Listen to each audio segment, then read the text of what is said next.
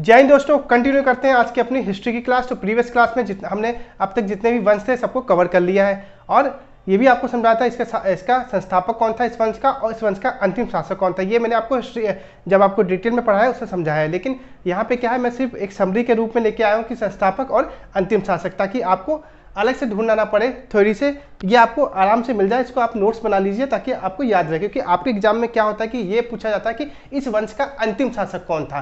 ठीक है, तो मैंने इधर अंतिम शासक सारे वंश के लिख दिए हैं और इधर सारे संस्थापक लिख दिए हैं और इधर वंश लिख दिए हैं। तो मैंने अब तक आपको एक कौन कौन से वंश बताए हैं, तो मैंने आपको बताया है हर्यक वंश, शिशुनाग वंश, नंद वंश, मौर्य वंश, शुंग वंश, कण्व वंश, सातवाहन वंश। इसकी ट्रिक बताई थी हसीन मशूक सा। इसकी ट्रिक क्या थी? हसीन मशूक सा। इसके अकॉर्डिंग आप याद रख सकते हैं कि कौन कौन से वंश आए थे।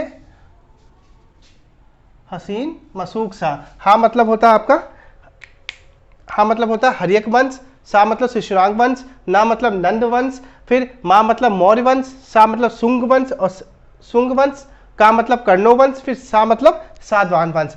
ये चीज़ मैंने आप लोगों को डिटेल में समझा रखी है अपनी प्रीवियस क्लास में। एक काम करिए, आपने प्रीवियस क्लास को जरूर देखिएगा, आपको समझ में जरूर आएगा। ठीक है, तो प्रीवियस क्लास को मेरी जरूर देखिएगा। ठीक है, तो अभी हम फटाफट क्या करते हैं, एक बार आपको रटा देते हैं हर चीज़ों को कि कौन संस्थापक थे इस वंश के, कौन अंतिम शासक थे, ताकि इस क्लास में आपको ये चीज़ें याद हो जाए। ठीक है, तो हर्यक वंश के संस्थापक कौन थे? तो हर्यक वंश के संस्थापक आपके बिंबिसार थे। हर्यक वंश के संस्थापक कौन थे? बिंबिसार थे। हर्यक वंश के संस्थापक बिंबिसार, हर्यक वंश के संस्थापक बिंबिसार, हर्यक वंश के संस्थापक बिंबिसार। और इस वंश का अंतिम शासक कौन था? तो अब हर्यक वंश का अंतिम शासक था नागदशक। हर्यक वंश का अंतिम शासक था नागदशक। हर्यक वंश का अंतिम शासक था नागदशक। ठीक है, तो अगर आपसे क्वेश्चन पूछा जाए कि हर्यक वंश का संस्थापक कौन था, तो हर्यक वंश का संस्थापक था बिंबिसार। और हर्यक वंश का अंतिम शासक कौन था? तो हर्यक वंश का अंतिम शासक था नागदशक। फिर क्या हुआ, नागदशक ने क्या किया, फिर नागदशक, फिर उसके बाद कौन सा वंश आता है? शिशुनाग वंश। शिशुनाग वंश के संस्थापक कौन थे? शिशुनाग ही था। शिशुनाग वंश के संस्थापक शिशुनाग था। शिशुनाग वंश का संस्थापक शिशुनाग, शिशुनाग वंश का संस्थापक शिशुनाग, शिशुनाग वंश का संस्थापक शिशुनाग, और शिशुनाग वंश का अंतिम शासक नंदीवर्मन। शिशुनाग वंश का अंतिम शासक नंदीवर्मन। शिशुनाग वंश का अंतिम शासक नंदीवर्मन। शिशुनाग वंश का अंतिम शासक नंदीवर्मन। शिशुनाग वंश का अंतिम शासक नंदीवर्मन। आप लोग मेरे साथ फटाफट बोलते रहिए तो आपको याद हो जाएगा। ठीक है, फिर आता है तीसरा आपका नंद वंश। तीसरा आपका आता है नंद वंश। नंद वंश के संस्थापक महापदम नंद। नंद वंश के संस्थापक महापदम नंद। नंद वंश के संस्थापक महापदम नंद। नंद वंश के संस्थापक महापदम नंद। नंद वंश के संस्थापक महापदम नंद। और नंद वंश के अंतिम शासक घनानंद। नंद वंश के अंतिम शासक घनानंद। नंद वंश के अंतिम शासक घनानंद। नंद वंश के अंतिम शासक घनानंद। आप बोलते रहिए फटाफट मेरे साथ। फिर आता है आपका मौर्य वंश। मौर्य वंश के संस्थापक कौन थे? चंद्रगुप्त मौर्य। मौर्य वंश के संस्थापक चंद्रगुप्त मौर्य। मौर्य वंश के संस्थापक चंद्रगुप्त मौर्य। मौर्य वंश के संस्थापक चंद्रगुप्त मौर्य। मौर्य वंश के संस्थापक चंद्रगुप्त मौर्य। और मौर्य वंश का अंतिम शासक कौन था? मौर्य वंश का अंतिम शासक भरतरथ था। मौर्य वंश का अंतिम शासक भरतरथ था। मौर्य वंश का अंतिम शासक भरतरथ था। मौर्य वंश का अंतिम शासक भरतरथ था। फिर इसके बाद मौर्य वंश के बाद कौन सा वंश आया? शुंग वंश आया। शुंग वंश, तो शुंग वंश के संस्थापक पुष्यमित्र शुंग थे। शुंग वंश के संस्थापक पुष्यमित्र शुंग थे। शुंग वंश के संस्थापक पुष्यमित्र शुंग थे। और शुंग वंश के अंतिम शासक देवभूति। शुंग वंश के अंतिम शासक देवभूति। शुंग वंश के अंतिम शासक देवभूति। शुंग वंश के अंतिम शासक देवभूति। फिर आपका आता है कण्व वंश। कण्व वंश के संस्थापक वासुदेव। कण्व वंश के संस्थापक वासुदेव। कण्व वंश के संस्थापक वासुदेव। कण्व वंश के संस्थापक वासुदेव। फिर आता है कण्व वंश के अंतिम शासक सुशर्म। कण्व वंश के अंतिम शासक सुशर्म। कण्व वंश के अंतिम शासक सुशर्म। कण्व वंश के अंतिम शासक सुशर्म। फिर आता है आपका आखिरी वंश जो कि सातवाहन है। सातवाहन के संस्थापक सिमुख थे। सात वंश के संस्थापक सिमुख है। सात वंश के संस्थापक सिमुख है। सात वंश के संस्थापक सिमुख है। आप बोलिए मेरे साथ फटाफट। सात वंश के संस्थापक सिमुख है। फिर अंतिम शासक सातवाहन वंश का अंतिम शासक सातकर्णी। सातवाहन जो सातवाहन था उसका अंतिम शासक कौन है? सातकर्णी। सातवाहन का अंतिम शासक सातकर्णी। सातवाहन का अंतिम शासक सातकर्णी। सातवाहन का अंतिम शासक सातकर्णी। तो ये चीज आप अपनी रफ कॉपी में फटाफट इसको लिख लीजिएगा ताकि आपको रिवीजन करते समय आसानी रहे। अभी आप लोग की 2-4 दिन क्लासेस मिस हुई हैं। रीज़न क्या था, मेरी तबीयत नहीं सही थी, मैं बीमार था, अभी भी मेरी जुकाम है मेरे को, लेकिन कोई नहीं, आप लोग क्लासेस मिस हो रही है तो टाइम देना जरूरी है मेरे लिए। तो इसको आप नोट डाउन करिए, इसको आप पुश करके इसको लिख लीजिएगा। मैं आप आगे बढ़ते हैं, क्योंकि मैंने आपको हसीन वसीक शाह के एक ट्रिक के अकॉर्डिंग मैंने ये सारे वंस आपको पढ़ा दिए हैं, ठीक है। अब हम आगे चर्चा करते हैं, तो इसको हम रफ करने जा रहे हैं, आप इसको पुश करके लिख लीजिएगा, ठीक है। और जिनको दिक्कत आ रही हो देखने में, तो 3 डॉट पे जाइएगा, वहाँ पे आप क्या करिएगा, वहाँ पे आप क्वालिटी को इंक्रीज कर लीजिए, तो ये आपको आराम से विजिबल होगा हर चीज़ें, ठीक है। चलिए दोस्तों, अब आगे की चर्चा करते हैं आप लोगों से। तो हमने आप लोगों को ट्रिक जो बताई थी, क्या बताई थी, हसीन मसूक शाह, इसकी चर्चा हमने आप लोगों से कर ली है, जितने भी वंश थे सबकी चर्चा कर ली है, ठीक है। और ये भी बताया है कि क्या हुआ था, ये मौर्य वंश था, माँ मतलब मौर्य वंश, ठीक है। तो मौर्य वंश से पहले कितने, एक मिनट काला पेन लेते हैं दोस्त, जस्ट वेट।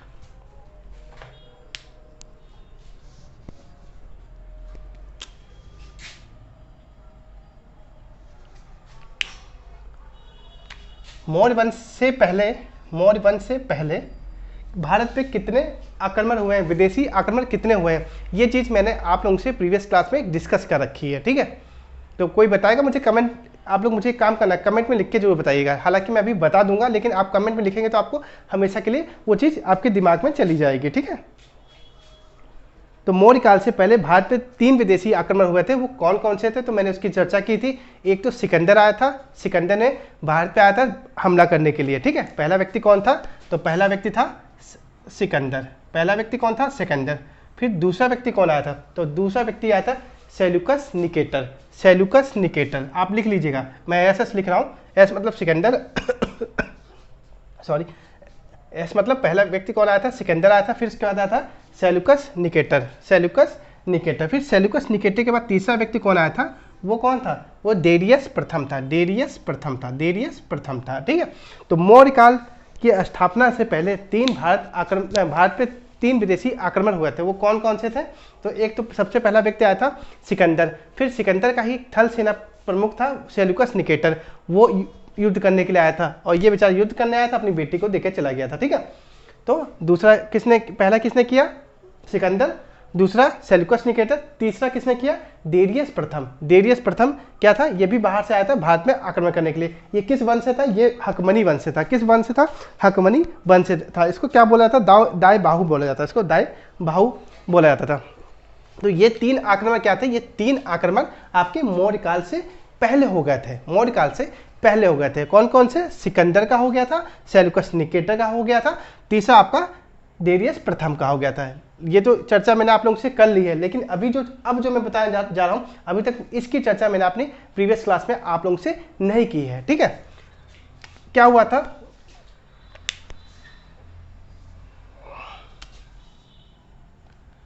मौर्य काल के बाद भी कुछ भारत पे आक्रमण हुए, विदेशी आक्रमण हुए हैं, वो 4 विदेशी आक्रमण हुए हैं, इसकी चर्चा मैंने आपसे नहीं की है। मैंने मौर्य काल से पहले तो कर ली है, लेकिन मौर्य काल के बाद नहीं की है। मैंने सोचा अगर सब एक साथ पढ़ाऊंगा तो ये हौच पौच हो जाएगा, आप समझ नहीं पाओगे बातों के। हालांकि आपके सारे वंश क्लियर हो गए हैं, भारत के जो मौर्य काल से पहले जितने भी आक्रमण थे वो सारे क्लियर हो गए हैं।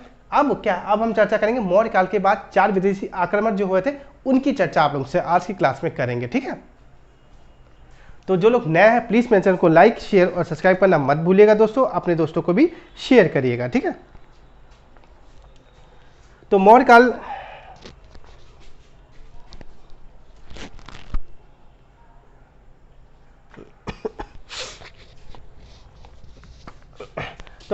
के बाद भारत पे 4 आक्रमण, 4 विदेशी आक्रमण हुए हैं। मौर्य काल पे 4 विदेशी आक्रमण हुए हैं, वो कौन कौन से थे, इनकी हम चर्चा कर लेते हैं, ठीक है। तो 4 विदेशी आक्रमण कौन कौन से हैं, तो वो 4 विदेशी शॉर्टकट या मैं पहले बता देता हूँ, ISPK का फुल फॉर्म क्या है ये समझ लो। तो आई मतलब होता है इंडो ग्रीक, लिख देता हूँ मैं, एक मिनट,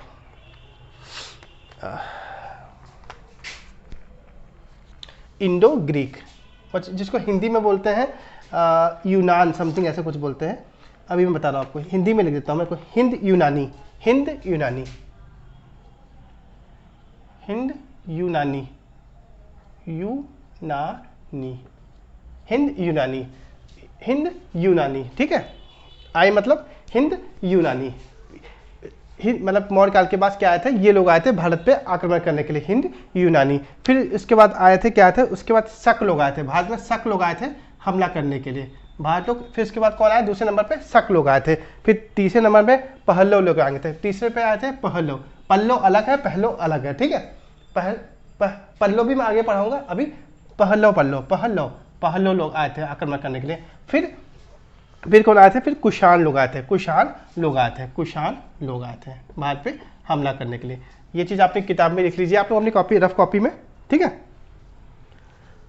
तो ये भारत पे 4 विदेशी आक्रमण मौर्य काल के बाद जो हुए थे वो कौन कौन से थे और कहाँ से हुए थे, तो वो हुए थे ISPK, जिसको बोलते हैं हिंद यूनानी, शक, पहल्लव और कुषाण। इन लोगों ने क्या किया था, मौर्य वंश के बाद क्या किया था, भारत पे आक्रमण किया था। अब इसको हम रफ कर देते हैं, आगे हम चर्चा करते हैं आप लोगों से, ठीक है। तो दोस्तों सबसे पहले हम चर्चा करेंगे आई मतलब हिंद यूनानी, इंडो ग्रीक। क्यों इनको हिंद यूनानी बोलते हैं, क्योंकि ये लोग भारत में आए थे और यहीं पे रुक गए थे, इसलिए इनको बोलते हैं हिंद यूनानी बोलते हैं, ठीक है, हिंद यूनानी बोलते हैं। अब ये लोग क्या था, इनको विक्टोरिया का शासक भी बोला जाता है। क्यों बोला जाता है, क्योंकि जहाँ पे ये लोग रहते थे या रुकते थे, जहाँ ये लोग रहते थे हिंद यूनानी में, वह कौन सा पर्वत था, हिंदुकुश पर्वत था। वहाँ पे हिंदुकुश पर्वत के पास रहते थे, जिसके कारण इनको विक्टोरिया कहा जाने लगा, विक्टोरिया का शासक कहा जाने लगा, विक्टोरिया का शासक कहा जाने लगा। इसका रीजन क्या था, क्योंकि वहाँ पे कौन सा पर्वत था, तो वहाँ पे कौन सा पर्वत था, हिंदुकुश पर्वत था। और ये लोग कहाँ रहते थे, हिंद यूनानी हिंदुकुश पर्वत के पास रहते थे, जिसी के कारण जिस कारण इन लोगों को विक्टोरिया कहा जाने लगा, ठीक है। अब क्या हुआ, इसी टाइम में क्या हुआ था कि भारत पे आक्रमण करने के लिए कुछ लोग आए थे। मैंने जैसे कि आप लोगों को चर्चा की थी कि जब आपका मौर्य काल के बाद कौन सा वंश आया था, शुंग वंश आया था। तो शुंग वंश में क्या था, पुष्यमित्र शुंग था, पुष्यमित्र शुंग था और उसका बेटा अग्निमित्र था, ठीक है। इसके टाइम यवन से 2 व्यक्ति आए थे क्या, हमला करने के लिए, और एक तीसरा व्यक्ति भी आया था। कौन आया था, हेलियोडोटस आया था, जो क्या है, शिक्षा लेने के लिए आया था, ठीक है। तो कुछ ना कुछ अगर आपको कौन सा वंश, शुंग वंश याद है तो ये चर्चा करेंगे, समझिए आपका सिर्फ रिवीजन हो रहा है, क्योंकि कहीं ना कहीं ये वो चीज़ें और ये चीज़ें आपस में को रिलेटेड है, ठीक है, वही चीज़ें हैं यहाँ पे, ठीक है। तो क्या हुआ था, तो हमला करने के लिए कौन आया था, डेमेटियस। क्या हुआ था, डेमेटियस क्या हुआ था, डेमेटियस हमला करने के लिए। और ये कहाँ से आया था, ये यवन से आया था, यवन से आया था। और उस वक्त क्या था, शुंग वंश का शासक कौन था, तो पुष्यमित्र शुंग था। तो ये सोचा था कि हम क्या करेंगे, जाके हमला करके उस राज्य को हम छीन लेंगे। लेकिन क्या हुआ कि जब वो हमला करने के लिए आया था, डेमेटियस जब हमला करने के लिए आया था शुंग वंश पे, तो उस टाइम वहाँ का शासक पुष्यमित्र शुंग था। और पुष्यमित्र शुंग ने ये लड़ाई लड़ने के लिए किसको कार्यभार सौंप दिया था, अपने बेटे अग्निमित्र को। तो अग्निमित्र ने क्या किया था, जब ये लड़ने आया था तो अग्निमित्र ने इसको हरा दिया था, इसको पराजित कर दिया था, ठीक है। तो ये बेचारा वापस चला गया। फिर आया, फिर उसके बाद दूसरी बार कौन आया, फिर बंदा यमन से आया, एक बंदा यमन से आया, वो कौन था, मिनांडर आया। और मिनांडर को भी क्या किया, यज्ञनिमित्र था, किसका बेटा, पुष्यमित्र शुंग का, उसने भी क्या किया, मिनांडर को हरा के वापस भेज दिया। लेकिन जब ये मिनांडर वापस जाया था तो इसको रास्ते में नागसेन मिल गया, और नागसेन ने इसको क्या किया, नागसेन ने इसको मिनांडर को बौद्ध धर्म की शिक्षा दी। किसकी शिक्षा दी, बौद्ध धर्म की शिक्षा दी, कि आप अब तुम एक काम करो, बौद्ध धर्म को अपना लो और बौद्ध धर्म की शिक्षा ग्रहण कर लो। तो इसकी जानकारी हमको किस पुस्तक से प्राप्त होती है, कि मिनांडर और नागसेन की वार्तालाप की चर्चा हमको किस पुस्तक से प्राप्त होती है, तो उस पुस्तक का नाम क्या है, यह आप लोगों से क्वेश्चन पूछा जाता है कभी कभी। एक मिनट,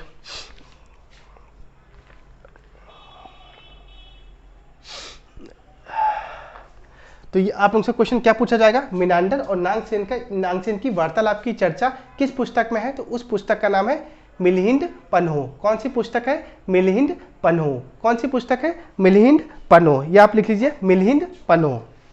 यहां मैं लिख दूं फटाफट पुस्तक का नाम,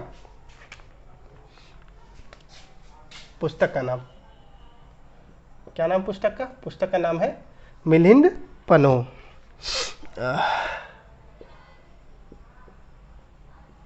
मिलिंद पन्हो। इस पुस्तक में किसकी चर्चा दी गई है, नांगसेन और मिनांडर की चर्चा दी गई है। ठीक है, इनकी वार्तालाप की चर्चा की गई है। ठीक है, फिर एक व्यक्ति और आया था, लेकिन ये बेचारा क्या है, ये युद्ध नीति से नहीं आया था, आया था यवन से ही, लेकिन ये क्या है, ये युद्ध नीति से नहीं आया था। ठीक है, ये किस नीति से आया था, ये आया था क्या, ये आया था बौद्ध धर्म की शिक्षा लेने के लिए। लेकिन हुआ क्या, विष्णुमित्र शुंग ने क्या किया, इसको घुमा के काहे की शिक्षा दे दी थी, भागवत धर्म की।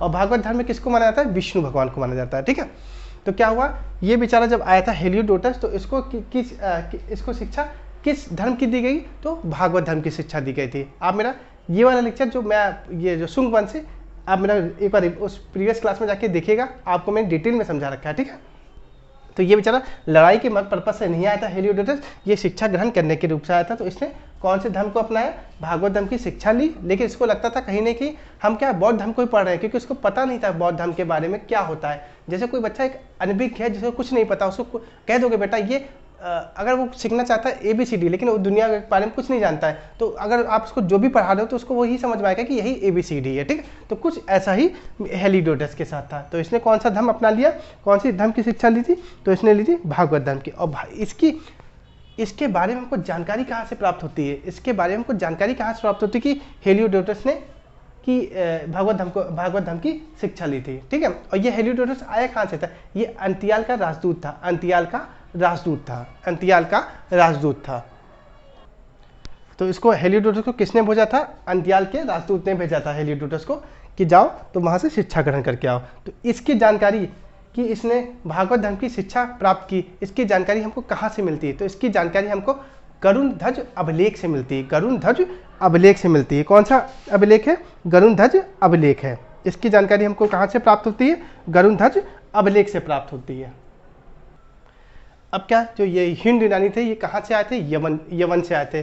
तो जिसके कारण इनको को सबसे ज़्यादा प्रिय क्या थी, इनको काली मिर्च सबसे ज़्यादा प्रिय थी। क्या मिर्च प्रिय थी, काली मिर्च। तो इनको क्या कहा गया, यवन प्रिय कहा गया। इसको क्या कहा गया, यवन प्रिय कहा गया है। तो हिंद यूनानी को सबसे ज़्यादा क्या प्रिय थी, काली मिर्च, जिसके कारण इनको बोला गया यवन प्रिय बोला गया है। क्या बोला गया है, यवन प्रिय। और कौन सी वो वस्तु थी, काली मिर्च थी। हालांकि ये लोग क्या थे, ये लोग बाहर से आए थे भारत में। इन लोगों की ये लोग 4 चीज़ में बहुत ही परफेक्ट थे। हालांकि भारतीय लोग इतने परफेक्ट नहीं थे, यही लोग आके भारत में चीज़ों वो 4 चीज़ देखे गए, जिसके कारण भारत बहुत ही ज़बरदस्त परफेक्ट हो पाया है। वो 4 चीज़ें क्या थी, एक तो आपका भारतीय खगोल की जानकारी ज़बरदस्त ये लोग देखे गए हैं। ज्योतिष का ज्ञान इन लोगों को बहुत अच्छा था, जो कि भारत में देखे गए हैं। ज्योतिष का ज्ञान देखे गए हैं। भारत में गणित, मैथ का कैलकुलेशन। अब भैया जिसकी ज्योतिष अच्छी होगी तो क्या है, आपने देखा होगा पंडित लोग होते हैं, और उनकी ज्योतिष अच्छी होती है तो फटाफट ग्रह नक्षत्र को जोड़ के बता देते हैं। तो जिसके कारण क्या है, उनकी गणित भी जबरदस्त हुआ करती थी, और समय का सटीक गणना और समय का जो टाइम होता है उसका सटीक गणना भी ये लोग सही से बता देते थे। ठीक है, तो फटाफट आप क्विक रिवीजन करते हैं फटाफट। तो क्या है, हिंद यूनानी लोग कहाँ से आए थे, ये हिंद यूनानी लोग क्या, इनको बैक्टीरिया कहा जाता था, क्योंकि ये हिंदुकुश पर्वत पे रहते थे। और इनको यवन प्रिय कहा जाता था। रीजन क्या था, ये लोग यवन प्रिय इसलिए कहा जाता था क्योंकि इन्हें काली मिर्च बहुत ज़्यादा पसंद थी। साथ के साथ इनके टाइम क्या हुआ था, 2 आक्रमणकारी आए थे और एक दूत आया था, जो कि शिक्षा लेने के लिए आया था। आक्रमणकारी कौन कौन से आए थे, एक डेमेट्रियस आया था और मिनांडर आया था। डेमेट्रियस को हरा के भेज दिया था, और मिनांडर जब वापस जाया था तो नांगसेन मिल गया था, इसको बौद्ध धर्म की शिक्षा दे दी थी। इसकी जानकारी हमको कहाँ से मिलती है, मिलिंद पनो पुस्तक से मिलती है। फिर क्या हुआ था, हेलियोडोटस अंतियाल ने अपना एक यवन से एक कौन आया था, अंतियाल का एक राजदूत आया था, जो कि डेमेट्रियस हेलियोडोटस था। इसने कौन सी धर्म की शिक्षा ली, इसने भागवत धर्म की शिक्षा ली। इसकी जानकारी हमको कहाँ से प्राप्त होती है, तो इसकी जानकारी हमको प्राप्त होती है तुम्हारा गरुण ध्वज अभिलेख से प्राप्त होती है। फिर उसके बाद क्या था कि जो ये हिंदो ग्रीक थे, इनको ये लोग भारतीय खगोल, ज्योतिष, गणित और समय का सटीक गणना में बहुत ही परफेक्ट थे। ये लोग इन चीज़ों को बहुत अच्छी तरह से निकाल सकते थे, और इसकी जानकारी हमको, ये सब चीज़ें क्या है, इन्हीं से हम ये चीज़ है भारतीय खगोल, ये 4 चीज़ों से ही भारतीय लोग परफेक्ट हुआ है। ये सब अगर पहले क्या था, भारत के लोग इतने तेज नहीं थे, इतने परफेक्ट नहीं थे। जब ये हिंदू यूनानी लोग आए तब ये चीज़ें भारतीय लोगों को देखे गए हैं, जिसके कारण जो भारतीय लोग थे वो लोग तेज और तैयार हो पाए। तो आज हमने चर्चा की है इंडो ग्रीक की। कल हम IS मतलब आपका शक की चर्चा करेंगे। कल हम 2 टॉपिक कवर करेंगे, शक और ISP के पहलू, इन 2 को कवर करेंगे। फिर नेक्स्ट क्लास में हम पुषाण को कवर करेंगे। ठीक है, तो एक्चुअली क्या है, क्लास आपकी बीच में डिस्टर्ब क्यों हुई है, मेरी तबीयत ज़्यादा ख़राब थी, अभी भी ख़राब है, बट आप लोग एग्जाम्स लगे हैं तो मैं सोचा क्लास को कंटिन्यू रखना जरूरी है, ठीक है। तो मिलते हैं आप लोग से अगले लेक्चर में। अगर लेक्चर अच्छा लगा तो प्लीज़ मेरे चैनल को लाइक शेयर और सब्सक्राइब करना मत भूलिएगा। जय हिंद दोस्तों।